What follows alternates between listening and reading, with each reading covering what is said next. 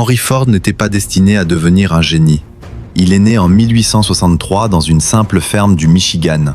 Aucun privilège, aucune richesse. Juste un enfant curieux, fasciné par une montre qu'il démonte et remonte encore et encore. Cette petite passion allait devenir la source d'une révolution mondiale. À 16 ans, Ford quitte la ferme familiale pour rejoindre Détroit. Il devient apprenti mécanicien. Il travaille jour et nuit, parfois 14 heures par jour. Mais il n'apprend pas seulement la mécanique. Il apprend comment fonctionne le monde. En 1891, il entre chez Edison Illuminating Company. C'est là qu'un jour, Thomas Edison lui-même écoute Ford lui présenter son idée folle. Une voiture qui serait assez bon marché pour que n'importe quel travailleur puisse l'acheter. Edison pose sa main sur l'épaule de Ford et lui dit « Continue, tu tiens quelque chose de grand ». Ce simple encouragement va changer la vie de Ford et celle de millions de personnes. En 1903, Ford Motor Company voit le jour. Son rêve est clair, pas seulement construire une voiture, mais construire un avenir. En 1908, il dévoile la Ford Model T, une voiture simple, robuste, facile à réparer et surtout abordable. Le monde n'y croit pas. Les concurrents se moquent de lui. Ils disent que la voiture est un jouet pour les riches, que le peuple n'en voudra jamais. Mais Henry Ford n'écoute pas.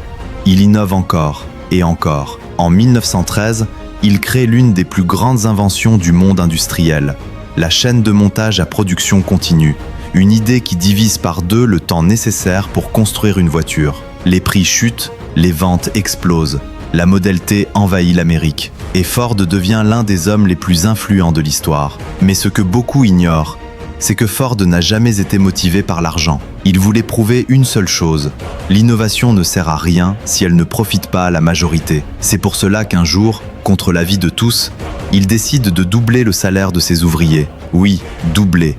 Personne n'avait jamais vu ça. On le traite de fou, de communiste, de danger pour la société. Mais Ford avait compris quelque chose que les autres n'avaient pas compris. Le meilleur investissement, c'est l'humain.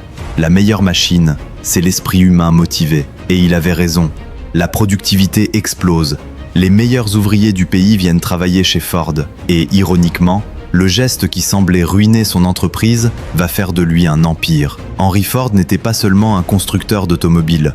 Il était un constructeur d'opportunités, un architecte du futur, un homme qui croyait que chacun mérite une chance, à condition de ne jamais abandonner. Il disait souvent « Que vous pensiez être capable ou incapable, vous avez raison ». Une phrase simple, mais qui résume toute sa philosophie. Henry Ford a prouvé au monde que le génie n'est pas un don, c'est une vision, c'est une persévérance, c'est le courage de continuer, même quand tout le monde te dit d'arrêter. Aujourd'hui, si des millions de personnes peuvent aller au travail, à l'école ou simplement voyager librement, c'est parce qu'un jeune garçon de ferme a refusé de croire que ses rêves étaient trop grands. Henry Ford n'a pas seulement construit des voitures, il a construit la route que le monde allait suivre.